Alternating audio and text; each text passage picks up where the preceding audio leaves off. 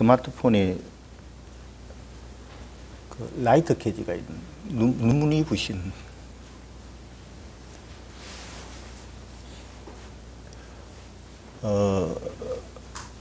상상수원에 대해서 저희들이 같이 나누고 있습니다. 그래서 저번 주부터 우리가 이야기된 것은 하나님의 자녀에 대한 자격에 대한 부분에 대해서 3절, 한 절만 같이 나누었습니다. 심령이 가난한 자는 복이 있나니 저희가 천국을 얻을 것이라고 이야기합니다. 결론적으로 여러분 이야기를 합시다. 자, 일단 저를 한번 봅시다. 결론적으로 일단 결론부터 이야기합니다.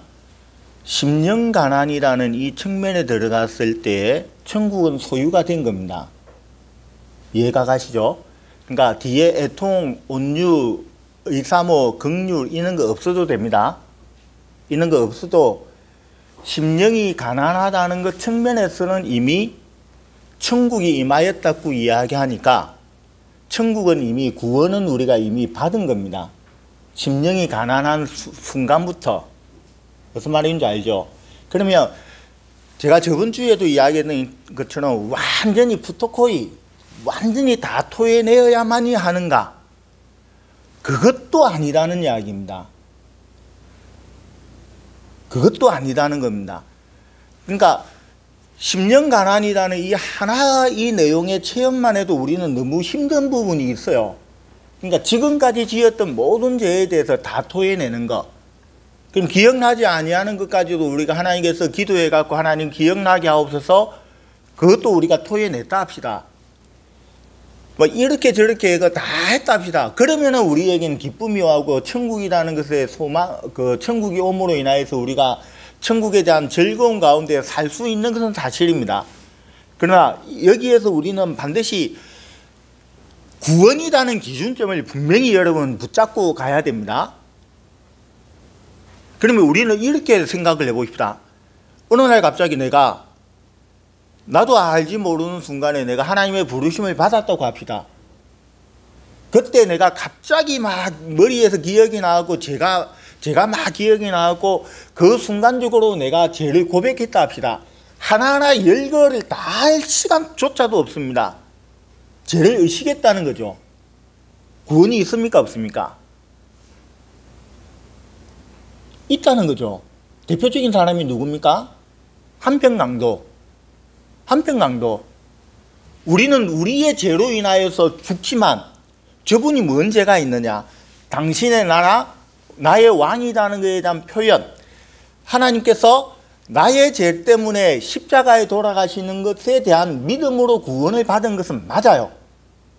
그러니까 상상수훈이라고 해서 우리가 7가지 전체를 다 체험해야만이 구원을 받는다고 여러분이 강박관념을 가지면 이거는 성경, 저도 마찬가지고 여러분도 마찬가지고 공부할 필요도 없고 솔직히 집에 돌아가야 됩니다. 공부하면 할수록 힘듭니다. 야, 저런 사람이 있을까 싶을 정도.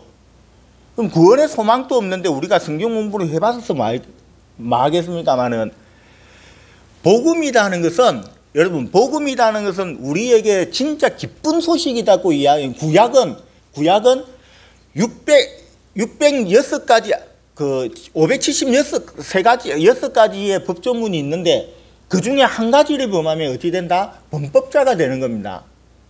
그러니까 율법으로 완성된 사람이 없습니다. 구원을 못 받는다는 이야기거든요. 신약에 있어서의 우리의 구원은 완전히 다릅니다. 어떻게? 복음이라는 것은 내가 죄인이라는 걸 깨닫고 나의 죄 때문에 예수께서 죽으셨다는 걸 믿음으로 인하여서 구원을 받는 겁니다. 거기에 대해서 완전히 내가 다 죄를 청산했다. 그런 성경 없습니다. 이해가 가시죠? 내가 죄를 의식하면서 회개한다는 것 자체는 나는 여전히 구원의 여망을 가지고 있다는 이야기입니다. 이거는 정확하게 여러분이 기억을 하시고 들어가야 됩니다. 나중에 보면 또 혼돈이 일어나고, 야, 내 같은 사람이 구원을 받을 것인가? 받을 수 있습니다.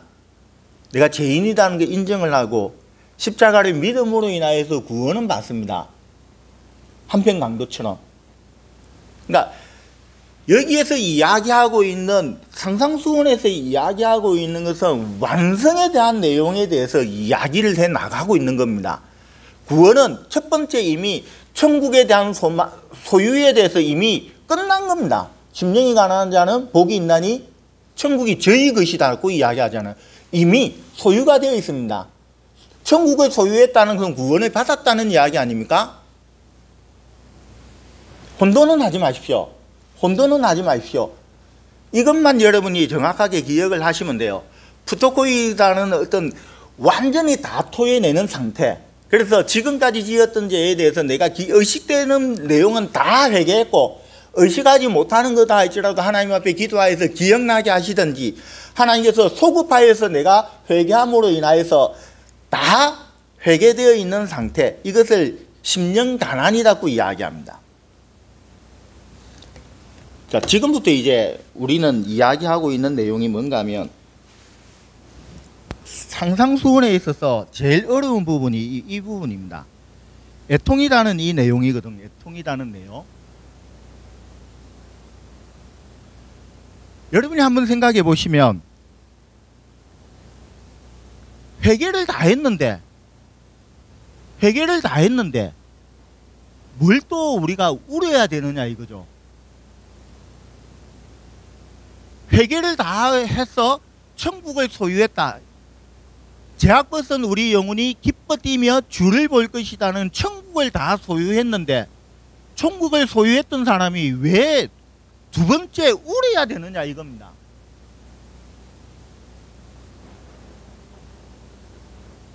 상상수훈에서 제일 어려운 내용이 바로 이 부분이에요. 애통이라는 내용. 이 애통이라는 내용을 우리가 이해하지 못하면 이 성경 전체가 상상수훈이라는 이 내용 전체가 붕괴되기 시작합니다. 왜? 넘어갈 수가 없어요. 애통이라는 내용을 우리가 정확하게 기준을 안 잡으면 뒤에서 이상한 소리 하는 것이 이거는 절대로 우리는 이해를 못합니다. 그래서 제가 나름대로는 상상수훈에 대해서 많이 책을 봤는데 다 똑같이 이걸 이야기해요. 애통을 회개로 이야기합니다. 애통을 심령 가난은 어떻게 이야기하면 겸손이라고 표현을 해요. 겸손한 사람이 나중에 애통한다, 회개한다. 그래서 우리가 온유한 마음을 받는 이런 식으로 우리가 연결이 되거든요. 근데 제가 이야기했던 것처럼 심령 가난이라는 원어의 의미와 전체적인 어떤 그 신자의 성장 과정으로 본다고 한다면 말이 안 되는, 겸손이 왜 여기에서 나옵니까? 회개가 먼저 나와야지. 회개하지 아니하는 사람이 겸손할 수 있습니까? 내 죄를 빼내지 아니하는 사람이 겸손한다는 말은 이건 절대로 이야기가 안 되는 이야기거든요. 근데 자꾸 헷갈리는 거죠. 심령이 가난해서 우리가 회개를 다 했는데 두 번째도 애통이 나오니까 이것을 우리가 두 번째를 회개로 이야기하고 앞에 거 우리가 심령을 다 토해냈으니까 내 자존심을 다 내어나왔으니까 겸손이라고 이야기하거든요. 그래서 이 상상수훈이 해석이 안 되는 부분들이 대부분입니다. 자, 이렇게 우리가 한번 생각해 봅시다. 내가 지금까지 살아오면서 모든 죄에 대해서 다 회개했습니다. 완전히 비어있죠. 푸토코이라는 것은 완전히 깨끗했다는 이야기입니다. 기억나는 모든 죄에 대해서 다 회개를 했어요. 하나님께서 우리에게 지금까지 죄라는 요소 때문에 꽉 막혀 있었던 우리가 하나님의 푸르마 성령으로 인하여서 내 죄를 다 토해내니까 죄가 없으니까 하나님을 바로 볼 수 있어요, 없어요? 바로 본다는 이야기입니다. 지금까지는 죄로 막혀 있었는데 죄로 막혀 있었기 때문에 내가 정확하게 하나님도 보지 못했고 내 자신이 어떤 존재인가도 정확하게 보지를 못했다는 이야기입니다. 예를 들자면 이렇습니다. 오늘 우리가 이 본당이라는 공간이 있죠. 공간이 있습니다. 옛날 때 우리가 이쪽에 처음으로 이제 이거 데코타이 이런 깔 때에는 참 깨끗했는데 이제 노란색 얼룩이 있죠. 그 중간중간 보면 얼룩이 다 있을 겁니다. 이거 한번 청소 좀 하고 싶은데 이쪽에 밑에 보일러를 깔아놔니 청소도 못하고 이거 물청소도 못하고 그냥 있는 겁니다. 아무도 우리가 대청소를 했다 합시다. 막 걸레질을 다 하고 먼지를 다 털어냈습니다. 얼마나 마음이 뿌듯할까요? 야, 깨끗하다. 이제 청소 다 했다. 구석구석 내 먼지 다 털어냈다. 창문을 열고 햇빛이 들어오는 순간 어떻게 되죠? 공간에 뭐가 가득 차 있죠? 먼지가 가득 차 있다는 겁니다. 햇빛이 안 들어올 때까지는 여기에는 먼지가 하나도 없어요. 코로나 병균이 있는지 없는지 우리 눈에는 안 보입니다. 깨끗합니다.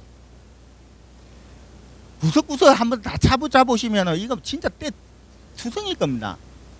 옛날 때 우리 군대에서 이제 아마 교관들 하얀 장갑 끼고 탁 하면 시커먼 그럼 다시 이제 빰빠레 하고 이제 다시 한 바퀴 뺑 돌면서 이제 다시 들어와서 또 청소하거든요. 똑같은 겁니다. 실제적으로 내 마음속에 있는 가득 쌓여져 있는 죄를 다 청소를 해 놓으니까 하나님을 내가 정확하게 이제 볼 수 있는 눈을 가지게 되었고, 그 하나님을 내가 볼 수 있는 눈이 있음으로 인하여서 참된 내 자신을 보게 된다는 이야기입니다. 예수님은 무엇이다? 참빛이다.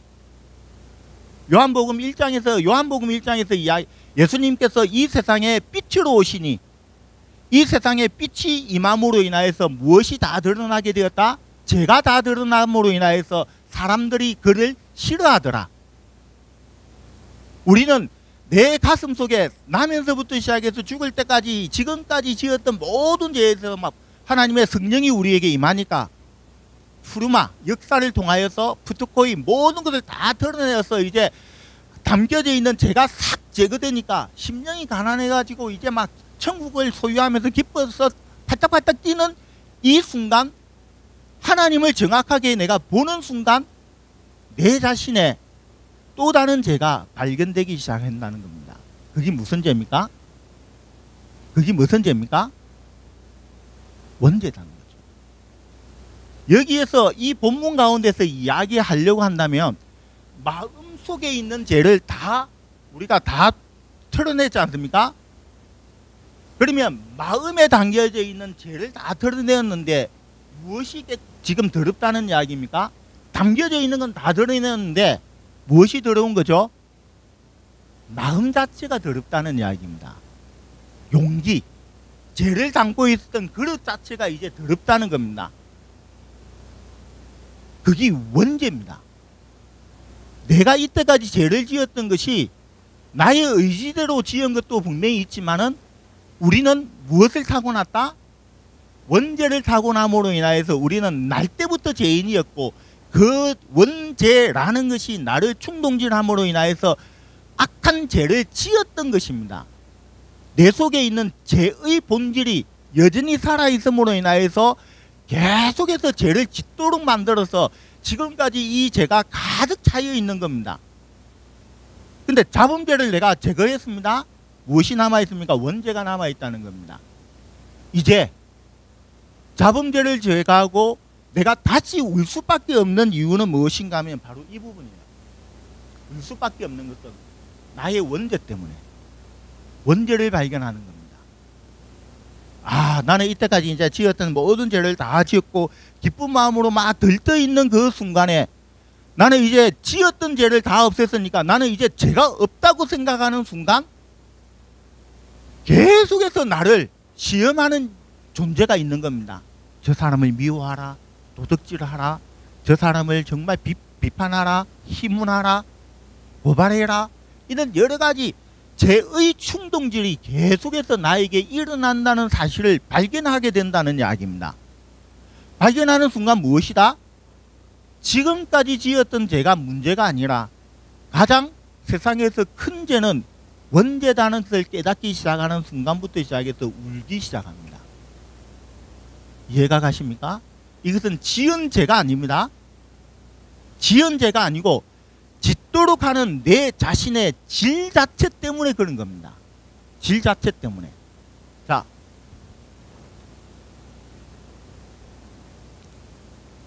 로마서 7장 여러분 한번 찾아보시겠어요?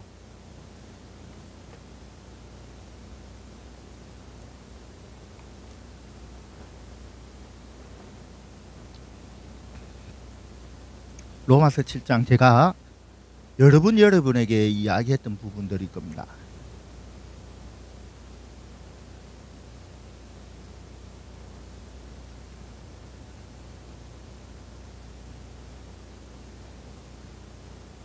(9절부터) 제가 한번 읽어볼게요. 제가 전에 율법을 깨닫지 못할 때에는 내가 살았더니 계명이 이름에 죄는 살아나고 나는 죽게 되었다.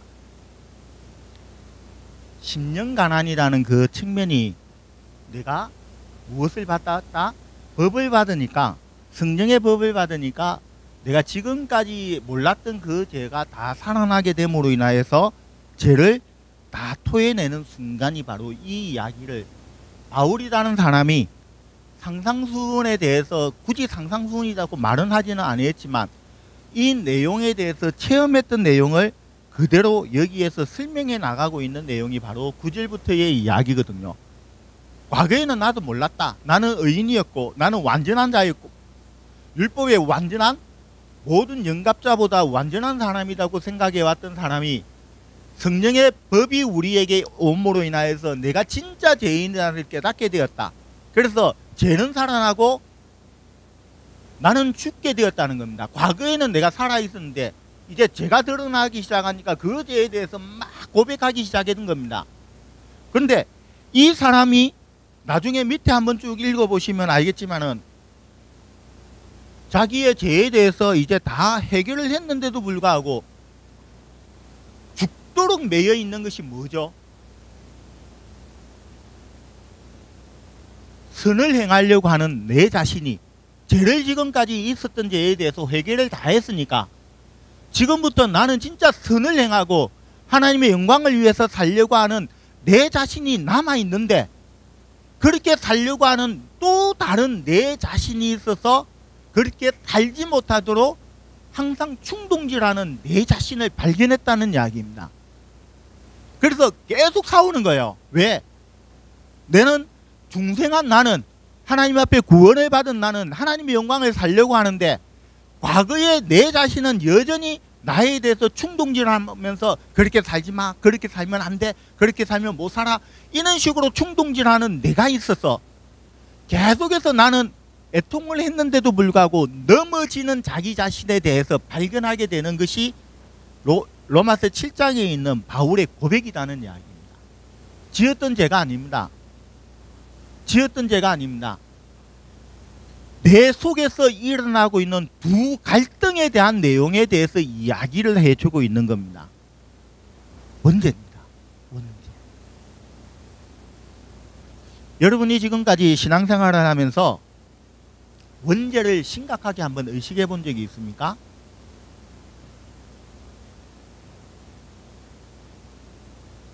이것 때문에 애통해 본 적이 있습니까?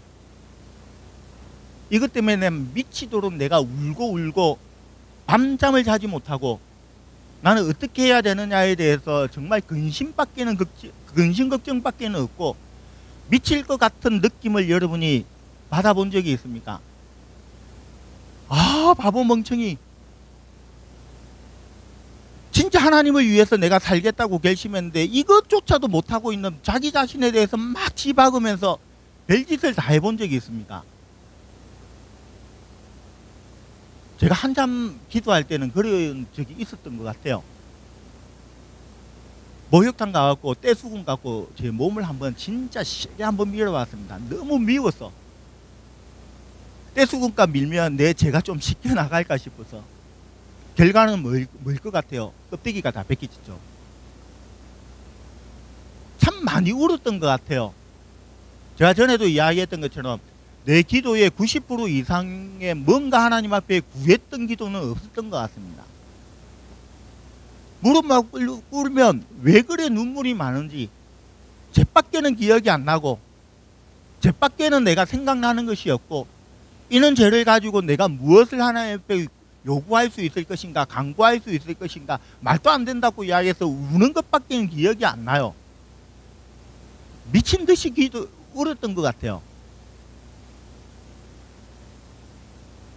그때는 제가 솔직히 이야기해서 다른 사람에 대해서 흠물이 안 보였습니다. 내 밖에는 안 보였어요. 다른 사람의 흠물 택도 없는 이야기입니다. 내가 미칠 것 같은데, 내가 이 세상의 최고의 괴수인데 누구에 대해서 내가 이야기를 할 수 있으면 누구의 흠에 대해서 내가 지적질을 할 수 있을 것인가. 그거는 진짜 말도 안 되는 짓입니다. 몇 년을 울어봤어요. 내 죄 때문에. 지은 죄 말고 말입니다. 물론 지은 죄조차도 우리가 해결을 못했다고 한다면 이건 문제가 좀 있겠지만, 이거는 지은 죄 자체가 아니라 내가 내 자신 자체가 죄의 덩어리라는 거. 다윗이 이야기하지 않는가, 나는 죄 중에서 태어났고 죄의 온상이라는 것에 대해서 고백하는 사람이 참 많이 있습니다. 이사야야, 내가 이제 죽게 되었으니 내 입술은 부정한 존재이고, 모든 사람이 자기의 허물을 바라보면서 울기 시작했던 그 내용을 모든 성경 가운데서 조금씩 기록하고 있는 이유는 바로 이 애통이라는 문제입니다. 자기의 죄의 질, 원죄에 대해서 심각하게 생각하는 것. 제가 아까 이야기했죠. 만약에 이것이 우리가 안 넘어가면, 이 부분이 우리가 안 넘어가게 되면, 여기에서 우리가 바로 걸리게 되면은, 여러분, 온유라는 것은 절대로 없습니다. 나 자신에 대한 예를 한번 들어볼게요.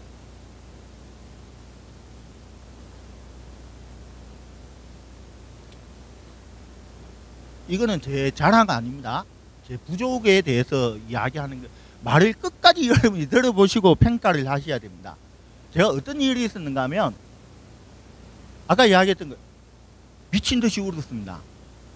내 기억나는 죄는 다 고백을 했고, 내가 진짜 죄의 덩어리라는 것을 알고, 내가 정확하게 기억이 안 나요. 한 2년 내지 3년 정도는 울었던 것 같아요. 다른 기도 한 기도 안 하고. 마음이 진짜 온유해졌습니다. 남을 미워하는 마음도 없었고, 솔직히 누구에 대해서 어떻게 해하려고 하는 마음도 정말 없었습니다. 온유가 그대로 왔었어요. 온유가. 네 번째 제가 이야기했잖아요. 내가 총신 공부를 하기 위해서 신약 성경을 내가 4월 달부터 읽기 시작해서 10월 달까지 읽으니까 91번 정도를 읽었거든요. 총신 끝나고 나서 내가 나머지 100번을 채웠으니까 그때 미친 듯이 내가 성경을 읽었습니다. 의사모. 긍휼히 여기면서 다른 사람들에게 하나님의 말씀을 전하면서 내가 전도를 했던 것이 우리 반에 있는 1번부터 시작해서 79번까지 있었으니까 진짜 거짓말 안 하고 한 사람 한 사람을 내가 다 만나고 전도 많이 했습니다. 그래서 내가 작정 받은 사람이 23명이었고 그 중에 교회 왔던 사람이 한 명도 없었습니다. 짜증은 나대요. 그때는 무조건 전도였습니다. 청결한 마음, 화평케 하는 마음. 제 나름대로는 이걸 다 체험을 했었어요. 실제적으로. 그러면 여러분이 저한테 이런 질문을 할 수 있을 겁니다. 지금 또 그 상태냐? 아닙니다. 자신 있게 이야기하는 것은 절대로 아닙니다. 그러면 우리가 하나님께 받았던 이 은혜가 화평까지 우리가 내가 만약에 갔다 합시다. 내가 착각하고 있을 수는 있겠지만 화평까지 갔다 합시다. 그러면 하나님께서 내가 은혜를 솟는 순간 다시 10년간으로 돌아간다. 왔다 갔다 한다. 이게 하나님의 은혜라고 생각하십니까? 아니다는 거죠. 아닙니다. 제가 착각하고 있었던 중에 한 가지가 이 문제였어요. 저는 진짜 오랜 기간 동안 내 자신에 대해서 속고 있었던 것이 무엇인가 하면 이 부분입니다. 다시 내가 회귀가 되었는데도 불구하고 나는 그 은혜를 지금도 가지고 있다고 생각했었어요. 부족한 사람이지만 솔직히 여러분에게 내가 고백을 할게요. 어떤 내용인가 하면 박사교회를 가기 전에 저보고 어떤 집사님이 저한테 그런 이야기를 했더랬어요. 목사님이 두 가지의 특징이 있다. 한 가지는 참 온유하다. 그리고 목사님이 가는 곳마다 사람들이 항상 모인다. 곰곰이 생각해 보니까 그게 맞아요. 생각을 해보니까.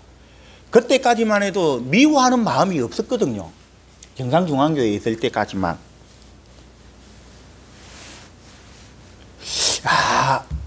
이제 내가 몰랐던 내 자신을 발견한 것이 얼마나 솔직히 기뻤는지 모릅니다. 그래서 그 사람의 이야기를 듣고 보니까 그런 사람인 것 같다 내가. 그래서 좀 자부심이 있었습니다. 박사교회 가서 내가 박살이 난 겁니다. 내가 사람을 그렇게 미워할 줄 몰랐고 나로 인하여서 교회가 그렇게 분열될 줄 몰랐습니다. 내가 딱 자부했던 두 가지가 동시에 끼어진 겁니다.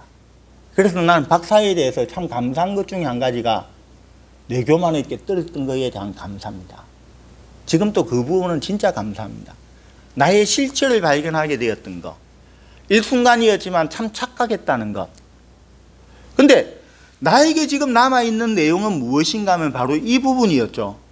상상수훈에 대해서 첫 번째부터 시작해서 7가지에 대해서 다 체험했다고 내 나름대로 생각을 했는데 왜 다시 온유가 사라지느냐. 한동안 나는 성경을 읽지 않았는데 왜 의사모다는 것이 사라졌는가. 왜 나는 전도하지 않는가. 이 내용이 전혀 나에게 붙잡히지를 아니했습니다. 결과가 뭔지 여러분 아십니까? 제가 결론을 내렸던 부분에 대한 내용이 무엇인지 압니까? 온유입니다. 그 탈기식으로 내가 내 재질을 바라보면서 울었던 겁니다. 애통하는 자는 복이 있나니 무엇이 온다? 위로를 온다. 이 위로다는 이 정도의 내용이 내가 착각했던 내용입니다. 일순간에 오는 그 기쁨, 일순간에 오는 온유, 이것이 나는 다 완성된 걸로 알고 그냥 넘어가 버린 겁니다.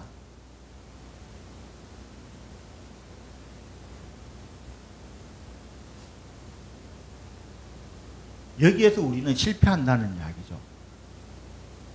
그래서 한동안 내가 착각 가운데에서 막 살아가다가 다시 내 자신에 대해서 정체성에 대해서 생각하기 시작했던 내용이 이 부분입니다. 이거는 인위적인 내용이 아니에요. 애통이라는 이 부분에 들어가서 우리가 위로받는 그 순간은 무엇인가 하면 성령이 내 죄악을 완전히 무질러 있는 상태, 그 상태까지 우리는 들어가지 아니하면 내 죄악은 언제든지 폭발하게 되어 있습니다. 다시 나타나게 되어 있습니다. 그 조그만 오늘 우리가 오전에 같이 나누었던 것처럼 상당히 다 해결 다 했습니다. 몇 개를 남구어 두었던 이 내용들이 11족속에 대해서 다 정복을 다 했습니다. 몇 사람이 남아있는 것이 우리의 가시가 되어서 다시 꼬물꼬물 이 죄악이 점점 커지면서 다시 누르게 되면서 온 마음을 정복해 나가는 것은 어려운 부분은 아니다는 이야기입니다.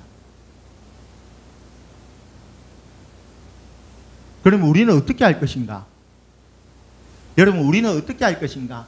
그럼 온유에 대한 우리의 완성, 온유에 대한 마침표는 무엇으로 우리는 인정할 것인가? 성령 충만입니다. 어쩔 수 없어요. 보십시오.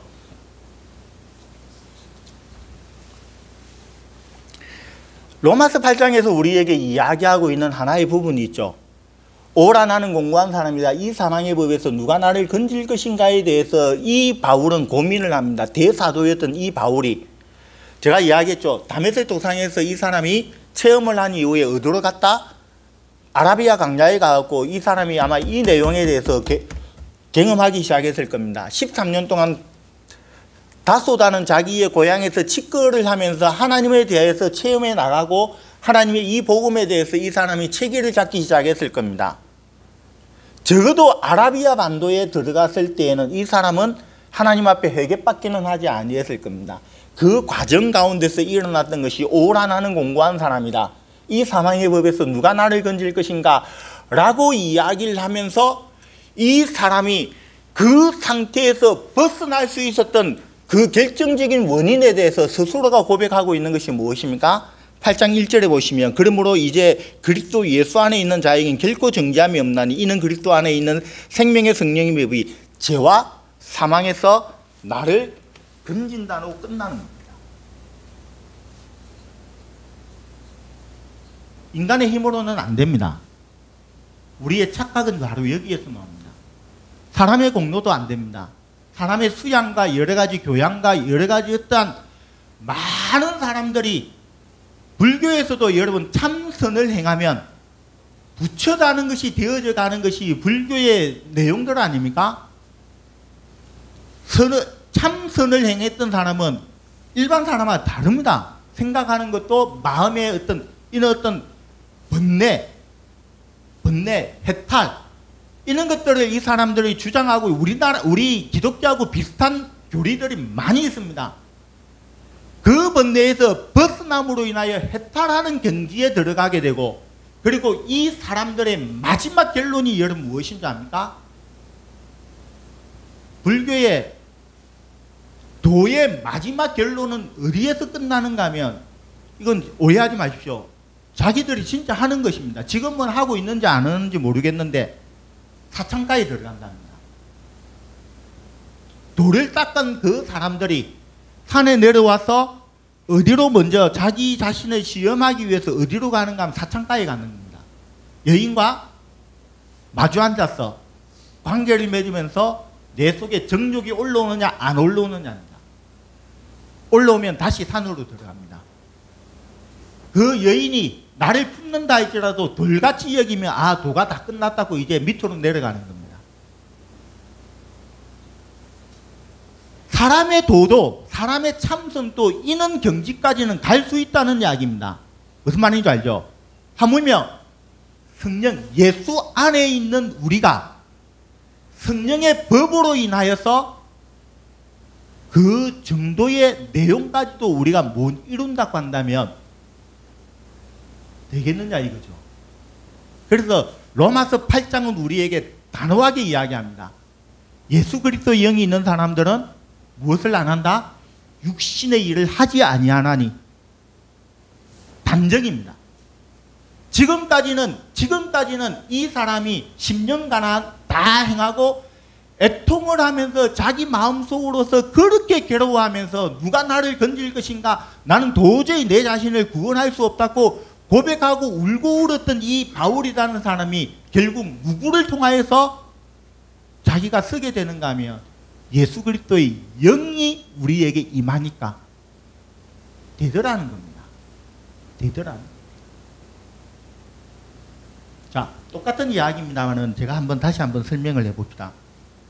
어떤 내용인가 하면 우리는 보통 그렇게 이야기합니다. 최근에도 어떤 목사님하고 저하고 이제 토론을 하면서 답변은 안 했습니다. 그리고 토론도 안 해요. 사람의 성격, 성질은 고칠 수 있다 없다? 있다 없다? 예? 없다. 있다. 없다. 없다. 사람의 성격은 절대로 못 고친다. 없다. 이건 이단입니다.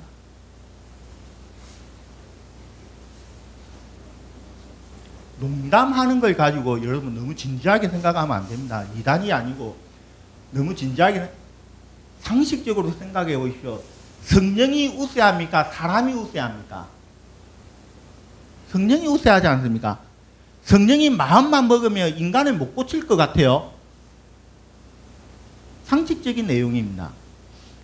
가능하다는 이야기죠. 가능하다는 이야기죠. 우리가 안 되니까 많은 사람들이 그렇게 못하니까 많은 사람들이 한다는 이야기는 성질 자체는 타고난 거기 때문에 못 고친다고 이야기합니다. 예수의 피가 안 되는 겁니까? 성령이 우리에게 임하는데 그 성령이 우리에게 강건적으로 역사하시는데 우리 성질조차도 못 고치면 그는 하나님이 전능하신 하나님이 아니시죠. 맞잖아요. 전능하신 하나님께서 못하는 일이 한 게 계신데 인간의 성질은 못 고치더라. 맞습니까? 틀립니까? 그런데 왜 안 된다고 이야기하죠? 대부분의 사람들이 안 되니까 그럽니다. 그러면서 성경 막 찾거든요. 성경 찾아보시면 이렇게 이야기합니다. 봐라, 바울도 바나바하고 막 사업해갖고 막 한 명은 신라 데리고 가, 하나는 막 마가 데리고 가. 거기에는 다툼이 아닙니다. 우리가 이야기하고 있는 막 찢고 뽑고 막 어떻게 막 토론을 해갖고 막 네가 막 그걸 열띠게 이야기하고 막 나눠진 것 아닙니다. 그런 식의 이야기 아닙니다. 합리적으로 자기들 나름대로 의사를 나누고 이것이 좋은가 싶어서 나는 신라를 데리고 저는 마가를 데리고 갔다. 베드로 봐라, 성질 봐봐. 그놈의 성질을 어떻게 고쳐? 그렇게 이야기하지만 성령이 임하니까 베드로가 그때부터 시작해서 이 사람의 성격이 나타난 적은 성경에는 한 번도 없습니다. 바울, 살기에 등등하고 자기 자신의 교만으로 충만했던 이 사람이 예수를 만난 이후에 자기의 고백을 한번 보십시오. 자기 성질이 어디에 있습니까? 자기의 성질이 어디에 있습니까? 이것은 여러분 정확하게 여러분이 아셔야 되는 내용은 뭔가 하면 이거는 제가 진짜 30년 동안 고민을 하면서 겨우 결론을 내렸던 내용입니다. 애통하는 자는 복이 있나니 저희가 위로받는다는 이 위로는 어떤 위로를 의미하는가 하면 성령 하나님께서 우리 성격을 제약을 꽉꽉 밟아받고 절대로 일어나지 아니하는 상태. 절대로 일어나지 아니하는 상태. 이해가 가십니까? 이해는 가는데 마음으로 안 받아들이죠. 마음으로 안 받아들이죠. 절대로 안 받아들일 겁니다. 왜? 나는 30년을 고민했다니까요. 이 부분 때문에. 한 번 여러분이 듣고 이해를 했다고 한다면 그건 거짓말이고 나는 너무 비참해지는 건 아닌가. 난 30년을 고민했는데. 보십시오. 예수님을 내가 만나고 내가 변화되어져 나가는 것이 화학적 변화입니까? 물리적 변화입니까? 화학적 변화가 뭐죠? 그거부터 모르죠. 화학적 변화가 뭐죠? 예? 화학적 변화 H2O 이게 보통 물이라고 이야기합니다. H2 그 수소가 두 개 있고 산소하고 결합이 되면 물이 되는데 H2O 그러니까 물이 되는데 이 물을 전기분해를 하면 어떻게 됩니까? 나중에 수소가 되고 산소가 되는 겁니다. 맞죠? 이게 화학적 변화입니다. 화학적 변화. 화학적 변화라는 것은 H2 수소하고 산소가 있을 때에는 고유의 성격들이 있습니다. 산소의 성격도 있고 수소의 성격도 있습니다. 근데 이 두 가지가 결합을 하면 물이 되었을 적에는 이 물 속에는 산소의 성격도 없고 물의 성격도 없습니다. 물의 성격도 없습니다. 그런데 전기분해를 하면 다시 산소의 성격과 수소의 성격으로 돌아가는 것이 화학적 변화입니다. 언제든지 변할 수 있는 거. 어떤 충격만 주면 보십시오. 나는 이제 은혜를 막 충만 만땅으로 받았습니다. 그래서 막 충만해갖고 그 기도원 가갖고 한 40일 금식 기도하고 이제 막 진짜 하나님 말씀 받고 막 너무 충만해갖고 집에 들어왔습니다. 집에 들어오니까 뒷꼬라지가 엉망입니다. 남편은 어디 갔다 오느냐고 막 자기한테 삿대질을 하면서 막 욕을 해대기 시작합니다. 애들은 자기 엄마가 없어져 있으니까 그 집안 꼴이라든지 여러 가지 어떤 문제가 분명히 있을 것 아닙니까? 그렇게 천국처럼 천사처럼 그 은혜를 받았던 이 사람이 집에 집구석에 오자마자 부부싸움을 하는 겁니다. 이게 화학적 변화예요. 기도원에 있을 적에는 천사였는데 집구석으로 가자마자 마귀가 되는 거.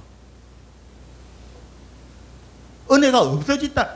무엇인가 정기분에다는 뭔가 충격을 주니까 다시 본연의 성격대로 돌아갑니다. 이게 화학적 변화예요. 화학적. 물리적 변화는 무엇인가 하면 나무라는 것이 있습니다. 나무가 있습니다. 불로 화태합입니다. 불로 태합이면 뭐가 됩니까? 재가 되지 않습니까? 재는 분명히 나무의 어떤 결과물이지만 나무의 성격이 없어요. 나무는 나무의 성격이 있는데 재는 나무의 성격이 없습니다. 그렇다고 이제 이 막 수시되어 있는 이 내용을 막 어떻게 막 화학작용을 해갖고 어떻게 해갖고 다시 본연의 나무로 돌릴 수 있습니까? 없습니까? 못 돌린다는 겁니다. 이게 물리적 변화라고 이야기하는 겁니다. 우리는 화학적 변화에 익숙해져 있다는 이야기입니다. 오늘 우리가 만약에 은혜를 받아갖고 내가 이렇게 살아가야 되겠다 막 작정하고 하나님 앞에 눈물로 기도하고 막 주여 삼창을 하고 뭐 온갖 짓을 다 해갖고 이제 막 은혜 만땅입니다. 사회에 나가자마자 다시 똑같은 모습으로 예전의 모습으로 돌아간다면 이건 화학적 변화라는 거죠. 이거는 변화가 아니에요. 잠시 그 껍데기 갖고 잠시 세워놓은 거에 불과합니다. 자꾸 우리는 그거에 대해서 오늘 진짜 은혜 충만 많이 받았습니다. 그 충만은요, 그 은혜라는 것은 하나님이 주시는 것도 있겠지만 자기 마음이 시원해진 거 있잖아요. 내가 괴로워하고 내가 고민하고 내가 여러 가지 어떤 문제에 대해서 막 고민하는데 누군가가 그것을 콕 집어줄 때 젊은 가부가 자기 남편이 없어서 살기 힘들어 죽겠는데 울고 싶어 죽겠는데 울 수도 없습니다. 근데 딱 지나가는데 동네를 지나가는데 초상집이 있는 겁니다. 그래서 그 초상집에 가서 막 실컷 울었대요. 그 주인이 너무 우니까 물어보더 이 사람하고 어떤 관계냐고. 아무 관계 아닙니다. 울고 나니까 속이 시원하다는 겁니다. 이게 마침 은혜처럼 우리가 생각할 때가 많이 있어요. 찬양을 막 템포를 빠르게 하고 막 할렐루야 하고 막 온갖 손짓 발짓 다 해가면서 이야기하니까 그때는 확 불리니까 이게 은혜처럼 생각되는 경우들이 있다는 겁니다. 근데 나가면은 은혜가 아닌 이유는 바깥에 나가면은 도로 내 모습으로 돌아가는 겁니다. 여기에 우리는 많이 속고 있다는 이야기죠. 애통이라는 이 내용을 여러분 만약에 10년 가난이라는 내용 가운데서 내가 지었던 모든 죄에 대해서 회개하면서 체험하면서 내가 죄악 벗은 영혼이 기뻐 뛰는 어떤 천국에 대한 내용을 내가 체험해서 진짜 나의 지를 바라보면서 울고 있는 분이 있다고 한다면 절대로 속지 마십시오.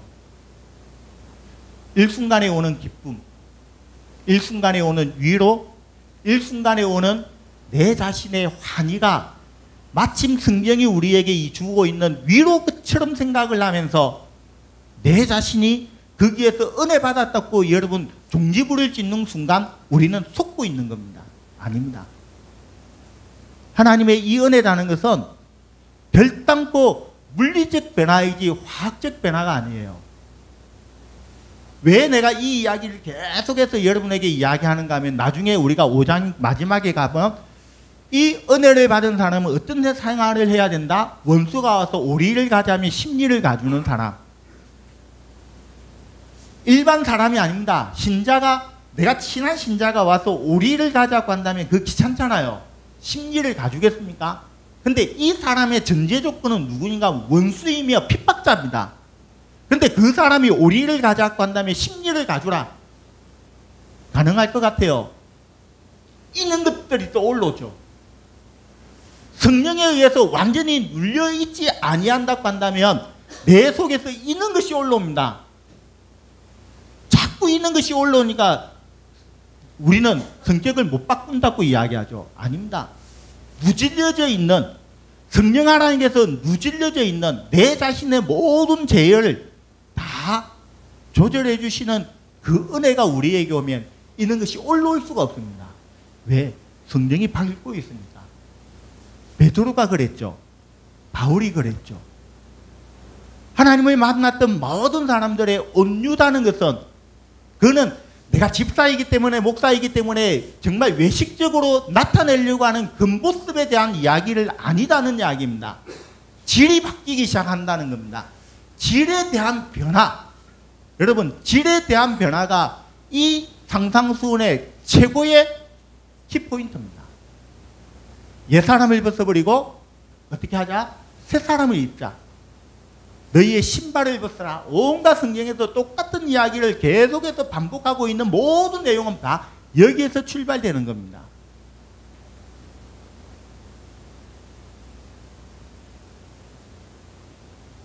잘 한번 생각해 보십시오. 우리가 일시적인 은혜에 대해서 잠시 반짝 기뻐하기는 쉬워요. 그러나 이 상태를 우리가 계속해서 원수가 오른쪽 뺨을 치면 왼쪽 뺨까지 돌려줄 수 있는 이 사람이 되기 위해서는 온유다는 이 체험이 최고 확실하지 아니하면 마지막 뒤쪽에 있는 내용은 아무 소용없습니다. 온유다는 이 내용만 여러분 정확하게 우리가 체험하면 뒤에 따라오는 것은 뭡니까? 온유 그대로 따라옵니다. 의사모 무조건 따라옵니다. 뒤에 있는 모든 문제는 저절로 우리에게 되게 되어 있는 것이지 만들어가는 것은 결단코 아니다는 이야기입니다. 말씀을 정리합시다. 무엇보다도 우리는 자범죄에 대해서 회개하는 것이 제일 우선입니다. 여러분, 기도할 때마다 내 자신이 어떤 죄를 범하고 있는가? 나는 아직도 죄를 회개하지 못한 것이 있는가? 혹시 하나님이여 우리에게 기도하면서 하나님, 내가 기억나지 아니하는 죄를 어떻게 해야 되겠나이까? 반드시 여러분 기도해 보십시오. 하나님은 기억나게 하시든지 소급하여서 내 죄를 용서해 주시는 그 은혜가 분명히 올 겁니다. 이 은혜 다음에 우리에게 오는 것은 나에 대한 질 자체를 바라보면서 울기 시작하는 그 순간 우리의 눈은 수도꼭지가 되어서 잠글 줄을 모릅니다. 여러분, 죄를 두고 우리는 잠이 안 와요. 잠도 못 잡니다. 정말 나는 망할 놈이 되었다고 우리는 근심걱정을 하면서 우리는 잠도 못 잡니다. 죽은 사람처럼 될 겁니다. 미친 사람들처럼 될 겁니다. 돌아다니면서 줄줄 눈물만 흘리고 있는 것을 보면서 다른 사람은 다 우리를 미쳤다고 이야기하는 그 정도 갑니다. 그 정도 갑니다. 우리의 마음, 심령이 다 녹아 없어질 때까지 울고 또 울고 내 자신의 죄를 바라보면서 가슴을 치면서 엎드러지는 그 순간 하늘에서 분명히 우리에게 오시는 하나님의 메시지가 있거든요. 이제는 더 이상 울지 마라. 더 이상 울지 마라. 내가 이제부터는 성령의 법으로 너를 인도할 것이다고 이야기하는 바로 그때가 우리에게 올 겁니다. 그때는 원수가 없어요. 화가 없습니다. 질투, 인간의 마음에 있는 정욕들 다 없습니다. 십자가에 다 못 박습니다. 이 정도 가야만이 우리가 온유라는 진정한 맛을 보게 될 것이라는 것. 이 시간에 우리 함께 기도하기를 원합니다. 하나님, 애통의 이 은혜가 우리에게 있기를 원합니다. 하나님, 우리의 질을 바라보면서 내 가슴을 찢고 우리의 마음에 통해하는 마음을 주여 주시옵소서. 다 같이 기도하기를 원합니다. 살아 역사하신 하나님을 찬양합니다. 오늘도 변함없는 주의 사랑과 은혜가